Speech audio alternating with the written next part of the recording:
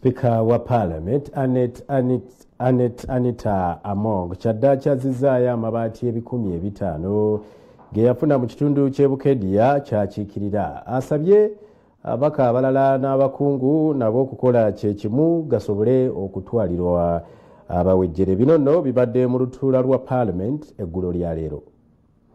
Speaker wa Parliament Anita Among Magogo amaze gobe mu kibya bwaguza amabaati agoya ddala 15 n'agakwasa omuyambi we agazzeewo mu ofiisi ya Ssaabaminisita ngasobole okutwalirwa abawejjere b'Ekalamojja egaali galina okugenda. Bw'abadde agulawo olutuula lwa Parliament Anita Among Magogo ategeeza abaka nti ekimutuusiza ogula. I have sent my personal assistant to take back the iron sheets to OPM. Kinajjukirwa nti ovuddeko Speaker Among yategeeza Parliament nti yafuna akasimu okuva mu constituency gy'akiikira Bukedde ng'ategeezebwa nga bwe yali afunye amabaati okuva mu ofiisi ya Ssaabaminisita gawerera ddala 15 naye kwe kubalagira ogatwala ku masomero ga gavumenti egasereka ebibiina ebiri mu mbeera embi. I got a call that iron sheets have been brought. And when they were taken, I said, give it to the schools. Little did I know that the iron sheets were made for another region. Ababaka ba Parliament ab'enjawulo basiimye Speaker olw'ekikolwa kyakoze ng'omukulembeze ne basaba n'abakungu ba gavumenti abalala okuli ne baminisita okulabira ku Speaker bazzeeyo amabaati g'abawejjere. Bw'aba Speaker nga ali exemplary nga bw'aba tugambye nti yagakomezaawo kiba kya buntu bulamu nabo bonna bagatwalakola kigakomyawo. Kirungi tusaba n'abalala nabo bamulabireko bakubiwa amabaati naye ekyo tekibajjaako musango kubanga amabaati bagatwala mu bukyamu. Kitwa essanyu okuba nti Speaker wa Parliament ya Uganda yasazeewo abeera ekyokulabirako. Waviirayo kugamba amabaati gaddeyo abalaze abalala bagoberere obukulembeze obutuufu. Ku bintu ebibuze akibbye avunaanibwa n'akikuumye ng'amanyi si kike naye aba n'omusango. Buli muntu yatwala amabaati yandibadde adduka bunnambiro n'agazzaayo kubanga amabaati ago ogakuuma kikufuula omubbi. Amabaati buli eyakwata ebbaati newe libeera limu nga ly'Ekalamojja balina okugakomyawo. Teriyo kintu kirala. Bwe bamala okugakomyawo ne beetondera eggwanga katandika okubawa ebibonerezo okusinziira ku buli omu namba y'amabaati ge yatwala. Ow'ebisatu tuyinza ogaba musibeyo omwaka gumu kati nga nabbanja yatwala 13,000 oyo wa myaka 10. Ekyo kitulaze nti bingi nnyo naddala mu bukenuzi ebigenda mu maaso. Kikulaga nti system za gavumenti tezikola era twetaaga okucheckinga system. The other assurance we want to give is that for our people in Karamojja, whatever had been pledged to be given to the people of Karamojja in the names of iron sheets or goats and other items shall be supplied. Bino ebijjidde nga akakiiko ka Parliament akola ku nsonga z'obwa Pulezidenti akakulemberwa omubaka Jessica Babiku kakyagenda mu maaso n'okukola okunoonyereza ku muntu ky'omutuufu eyaviirako emivuyo gy'amabaati okugenda nga gagabira abantu abaali batalina kugafuna. The Committee of Parliament, the IGG, the Anti-Corruption Unit of State House, as well as police, has started taking statements from the people involved. So as of now, we are waiting for those investigations to be completed and then action will be taken. Bino ebijjidde ng'olunaku olw'eggulo Sipiika yamu yategeeza Palamenti nti Minisita w'ensonga z'Ekkalamojja Maria Goretti Kitutu alina okwetikka omusalaba gwe kubanga mpawo yamusaba ku mabaati gano ng'abantu bageekanga nga bwekanzi nga bagafunye. I have said several times, everybody must carry his or her own cross. Rachel Nakasi, nobody utalebe bakusakidde eggulu lino. Aba Ministry y'ebyenjigiriza banjudde alipoota ku ngeri enkola ya bonna basome gyegasse ku nkulaakulana y'eggwanga lino. Abakungu okuva mu Ministry y'ebyenjigiriza okwogera bino babadde banjula enteekateeka y'okujaguza emyaka 25 bukyanga enkola eno ya bonna basome etandikibwawo mu ggwanga lyattu Uganda nga basinzidde ku Media Center. Twafuna millions 5 n'okudda waggulu. Naye wetwogerera tezikyalina 5 zokka. Tuli wakati wa millions 8 n'omwenda. To be exact, tuli millions nga 8 n'emitwalo 6. Okusinziira ku Haji Ismail Mulindwa akulira Basic Education Ministry y'ebyenjigiriza mu myaka 25 basobodde okukyusa ebyensoma by'abayizi nga kati bayitira ku ddaala erisooka kiyite first grade masomero gonna agalimu enkola ya bonna basome ekitaliwo emabega. Abaana bangi kati nnyo abava ne mu masomero amalala ne badda mu UPE. Lwaki?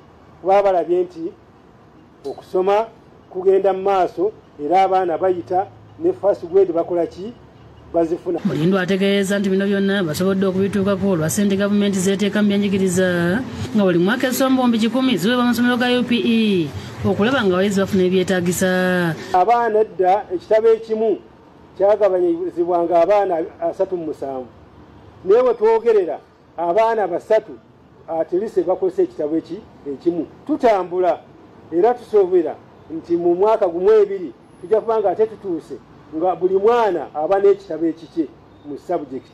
Bibaddewo nga bajaguza emyaka 25 okuva enkola ya bonna basome byatandikibwawo mu ggwanga lyattu.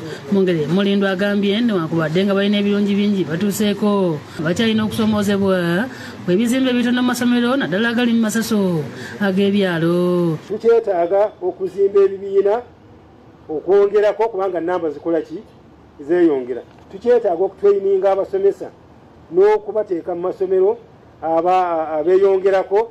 Twetaaga okulaba nga abaana tubawa skills. So ebintu bingi ebikyetaagisa okukola.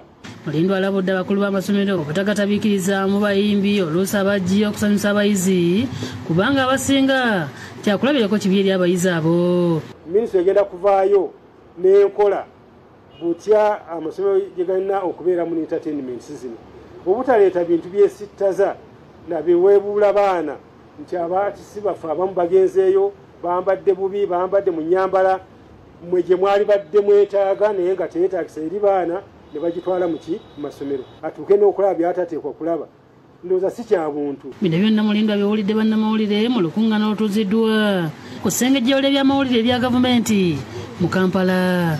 Ismail Nsubuga yakusakidde eggulire lino.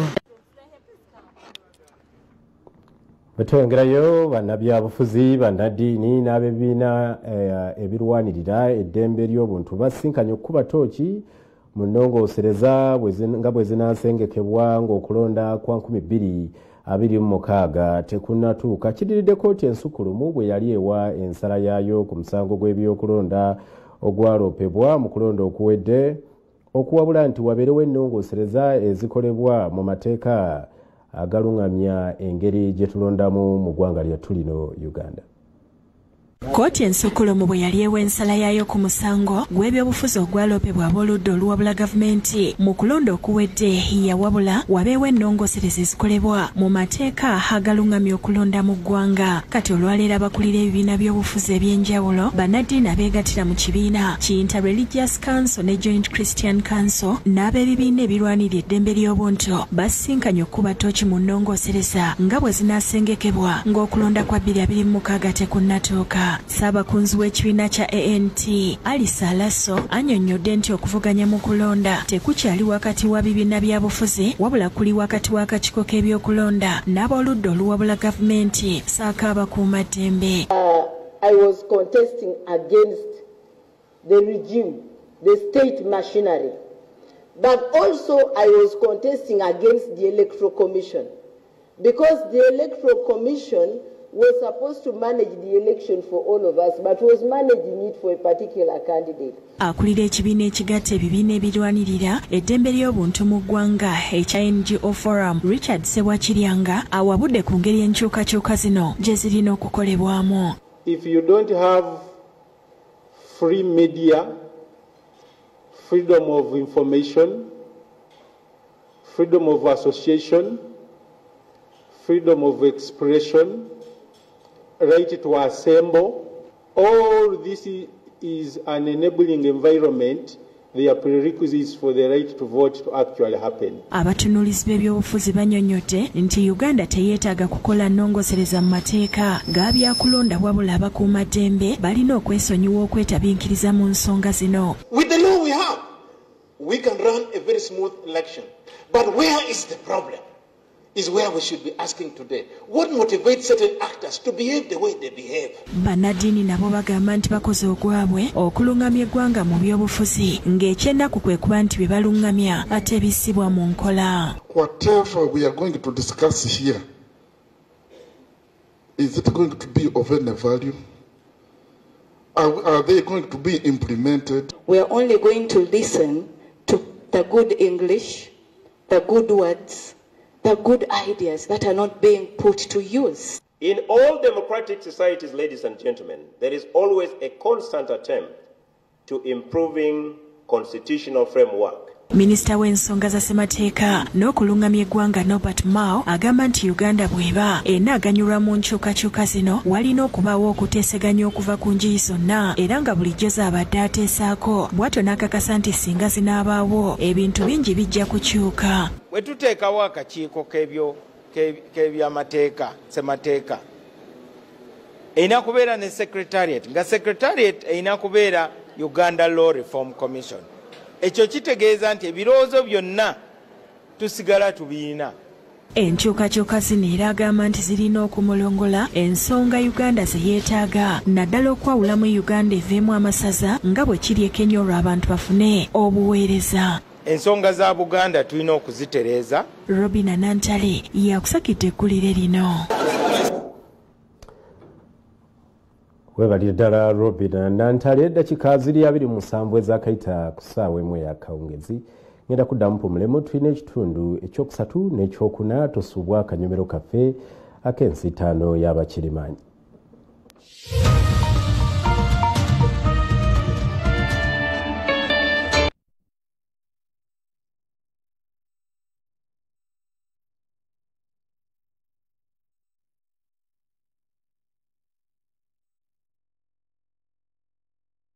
You will always know when you're in the presence of the finest. It's like time slows down, just enough for you to feel everything in full flavor. Tusker Malt Lager, now in a distinctive new look.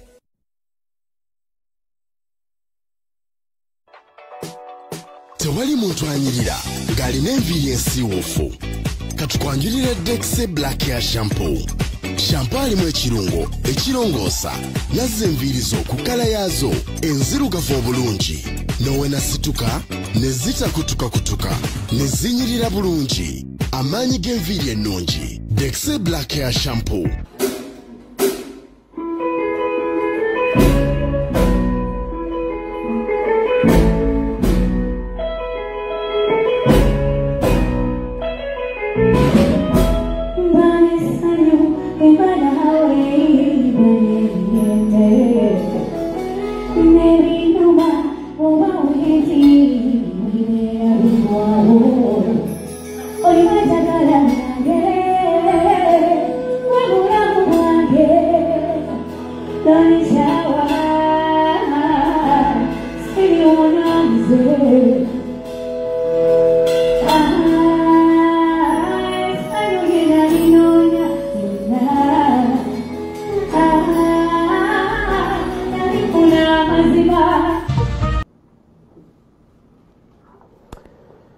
Ekitundu kino katukigulewo ne Ssenkagale w'ekibiina kya National Unity Platform NUP Robert Kyagulanyi Ssentamu asinkanye abakulembeze b'ekibiina kino okuva mu bitundu by'e Kalungu nga bazze okumulaga ebituukiddwaako n'okwanjula abeegasse ku kibiina kino.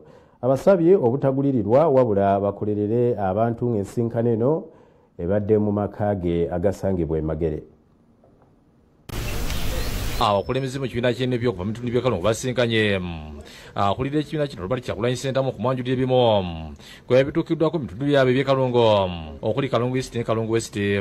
Bakulembeddwa abako okuli wa Kalungu West Joseph Gonziga Ssemungu n'Okalungu East, Francis Kataba Ssente wa Disitulikiti eno, Nyobe Mukibika Amadi n'abakulembeze abalala. Sekunganyiri Kyagulanyi basobodde okulanga bannakibiina ky'NUP mu Kalungu mulina okufuna bannakibiina apya abeegattako. Tuwangulanga Kalungu East katulinayo ne bammeeya, tulina meeya wa town council, tulina chairman we Lusifiri era Mwami Katabaza ajja kukulezera abe mu East Mr President nabo bakukyalire ng'otuwadde permission entuufu. kyokalaze okusomozebwa ku lino lw'abannabo abamu abeelumaluma nga olwanira reform mu kibiina kyagamu kivire kunabamu okwawukana abali mu bukulembeze ng'ate be balwanyisa abakulembeze abali mu buyinza ate nga bakozesa ssente ekyo kizza bubi nnyo abantu mu byalo waffe kinafuya abantu bibuuza ssente zivaawa yenyombika amadi ssentebwe kalungo asaba abakulembeze ba NUP okumya okulumalo lw'ebifuzi wabula babeere kitole tutambule nga nkoko tutambula mukko bya kibaatabaata ate eno oli nkoko ate eno oli mbaata tutambulira mu layini engolokofu gamba omuntu w'embayiga bw'omugamba nti genda emagere ekigere ekimu kimugamba genda ewampewo ekirala ne kimugamba genda eno yeesanga ate walala oba muntegeera kyebamala taba na focus kubanga ebigere ekimu kigamba ddeeno ekirala ddeeno Kyagulanyi mu kwogera kola budde abakulembeze abakalondebwa okuwala okulya enguzi n'okugulirwa wabula okulirira abantu ababalonda mbasaba baganda bange mutunulire enkota muleme kubuukana kiwago infact si enkota naye n'olusuku lwonna lwammwe bona abasibe baleme kwerumaluma n'okulwanirifa ebyobukulembeze wakividde ku bangi okwawukana tuleme kufaanana ng'abalwanira obufu ono sewungu alwana n'akamaadi balwanira kifo kino yes si kibi okwesimbawo naye obuyinza obwo mbulekera abantu tuleme kufaanana ng'abalwanira ebifo tukole ekyenjawulo kuba bannayuganda bwe mutakola kyanjawulo mujja kufuna obuzibu okugamba bannayuganda okuddayo okulonda omulundi omulala. David Tamale yakusakidde eggule lino. Mbgega wa poliisi alumiriza agambibwa okulira akabinja k'abayekera aka Coalition Forces for Change in Uganda okuba emabega w'obulumbaganyi obwakolebwa ku poliisi ez'enjawulo emabegako omwafiira abasirikale abawerako n'okunyaga emmundu. Ono nga ye yamuggyako statement agambye nti simwogerere yakkiriza emisango gino era n'asaba n'ekisonyiwo. Omusasi waffe alina ebisingawo.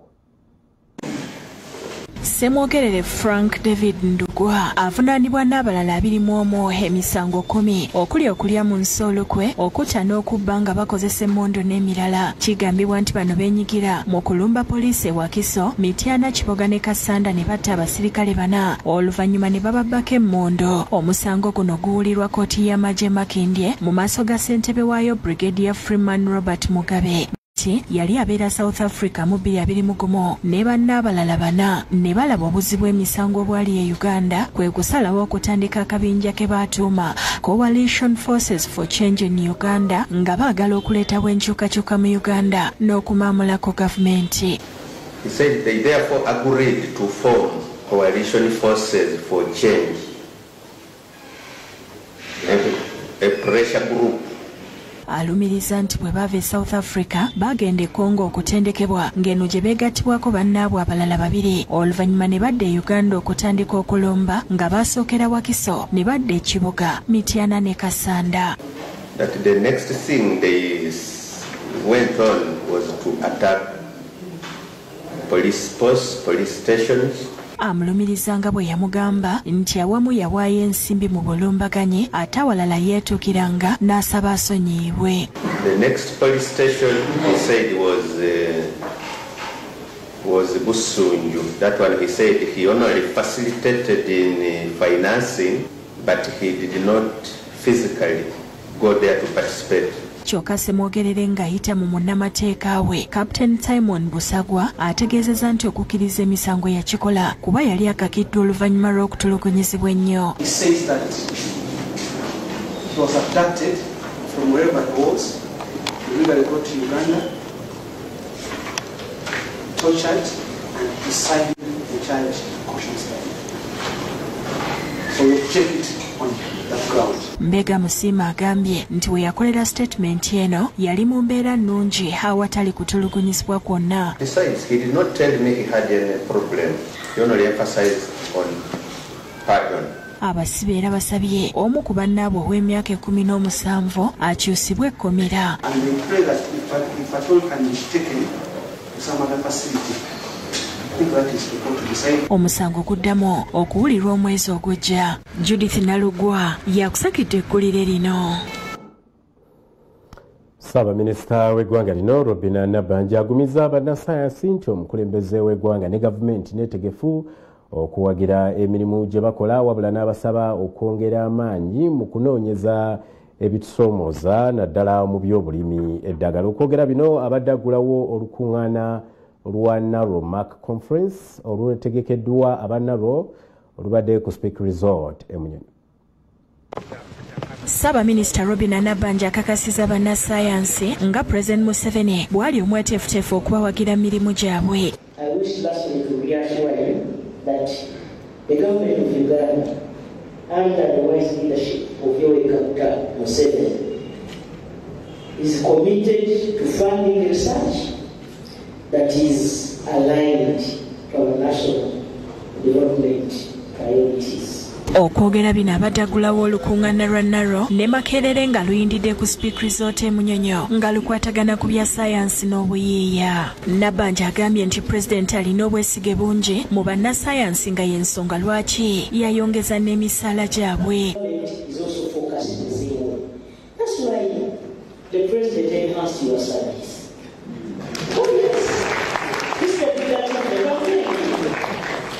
And you are aware that this year we're not going to enhance any salaries. But for you already covered. Agamba nti gavumenti etaddewo obuwumbi 200 nga zino za kweyambisibwa okubbulula abo abaakosebwa omuggalo gwa COVID-19. Our President, Yoweri Museveni, is convinced, to me, who has been close to him, is convinced that with you, the scientists, Uganda can develop greater heights, and that's why he's always supporting you. Akulira ekitongole kya Narrow yeebazisa gavumenti olw'okuwagira okunoonyereza kuno n'ebikolebwa bannassaayansi. For the continued financial support that enabled us to fulfill our mandate as Narrow. Narrow has developed various technologies which are really making impact on the private sector and on livelihoods. Olukuŋŋaana luno lwatandise olunaku lw'eggulo nga lugenda kukomekkerezebwa.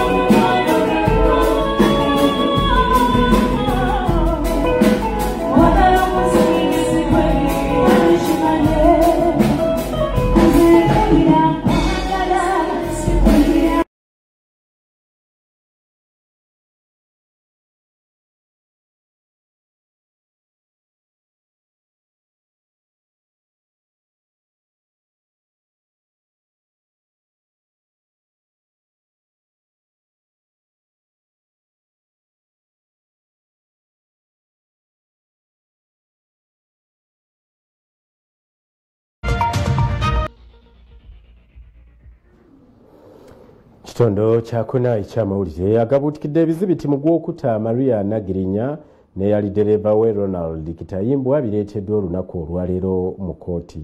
Kubaddeko ebyakozesebwa mu ttemu lino nga okubadde engoye z'abagenzi ebyasangibwa mu kifo we baasuula emirambo mu bitundu by'emikono n'ebyasangibwa mu maka g'abavunaanibwa.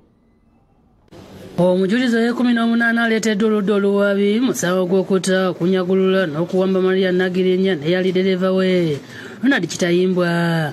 Omujulizi aleeteddwa Geoffrey Oneni omukugu mu kunoonyereza n'okukebera endagabutonde era ng'ono yakulira ekifo gye bakebera endagabutonde. Ono yeekebejja endagabutonde musaayi ogw'omugenzi Maria Nagirinya n'eyali dereva we Kitayimbwa wamu n'omusaayi gw'abavunaanibwa era awadde obujulizi bwe mu musango guno.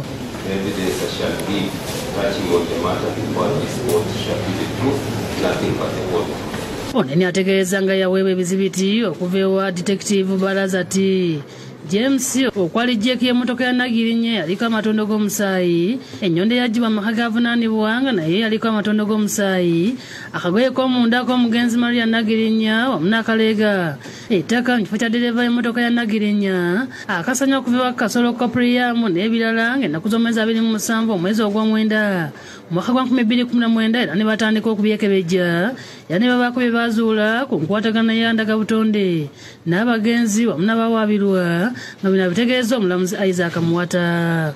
From time to time we receive exhibits from cases referred from the police.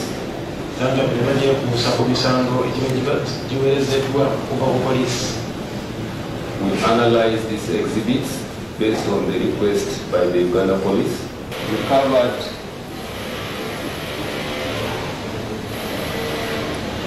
from blood stains on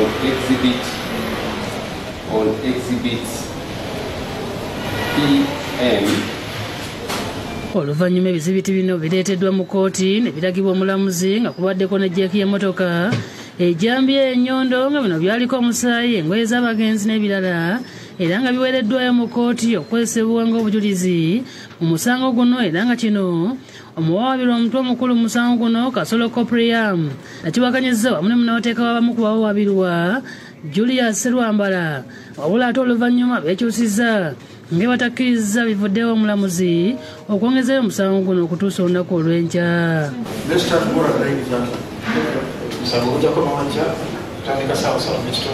Abawawaabirwa mu musango guno kuliko Kasolo Kopriyamu, Lubega Johnson, Kalyango Nasifu, Kiseka Hassan, Mpanga Sharifu ne Katerega Sadati nga kigambibwa tibaaguza ennaku z'omwezi 28 omwezi ogw'omunaana mu mwaka wa 2019 erungujja Kosovo Nabisasiro zooni mu division y'e Rubaga. Ogeddeko n'ekitaawe w'omugenzi Maria Nagirinya nga Francis Anthony Lubowa n'asiima engeri omusango guno gye gukwatiddwamu. Joseph Innocent Senfuma yakusakidde eggulire lino. Tusabe Katonda naye biki ebivaayo ku nkomero y'omusango naye ng'omusango gukyatambula bulungi. Ng'enkuba etandise okutonya mu bitundu by'eggwanga ebitali bimu, abantu naddala abawangaalira mu byalo balajana olw'embeera y'amakubo gye bagamba nti mbi tegakyayitikamu. Okuvaako mu bitundu by'Emityana abakozesa oluguudo olwa Namutamba Sako bagamba nti baludde nga basuubizibwa nga bwe lugenda okukolebwa kyokka mpaawo kye balaba. Enkuba etandise okutonya eresa abantu mu disitulikiti y'Emityana nga balajana olw'amakubo agabadde mu mbeera embi okwongera okufaafaagana nga kati kitandise n'okubakosa mu byenfuna. Yalibaddewo gye twalifunye ku birime byafuna by'amaguzi ebirala tebijja kutambula kubanga amakubo gaba tegayitikamu. Erimu ku makubo agasinga okubeera obubi lye lya Namutamba Sako ng'eno ebitundu ebisinga tebikyayitikamu. Ekkubo lino liva e Kanywa awali ssamba ly'amajaani ne lyetooloola Namutamba n'okudda mu tawuni y'e Bulera okutuukira ddala ku ly'Emityana. Yadde nga Namutamba ne Bulera waliyo ebintu eby'enjawulo ne fakitole z'amajaani, amasomero, amalwaliro n'ebirala, embeera y'amakubo eresa abantu mu bweraliikirivu. Okusingira ddala kati ku Namutamba Sako tulina ekitundu kyawano ennaku mbugu wabi ddala.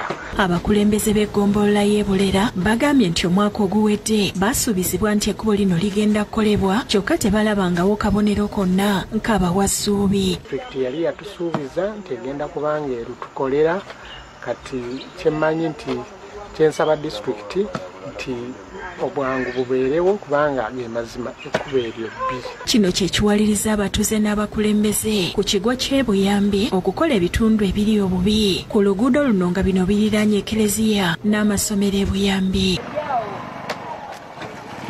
nga bakulembeddwa Sister Teddy Atuhaire akulira essomero lya St. John Buyambi beegatiddwako abatuuze n'abasomesa ne batindira ebifo ebibadde bitayitikamu. Ekintu kino bulungi bwansi n'abaana baffe okukola nga tutereze ku bulino tuyambeko community.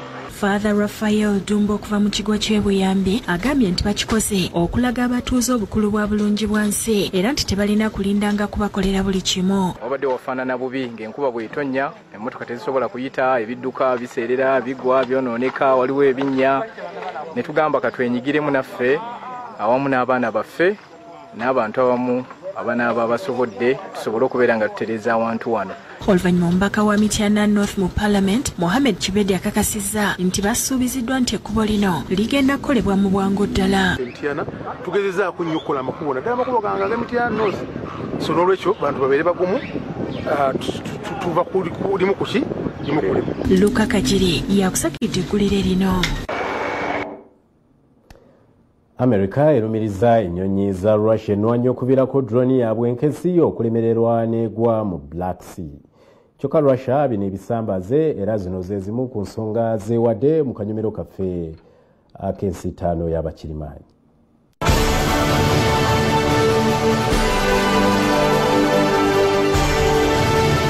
Nkwaniriza nnyo nate obudde buno weebalu.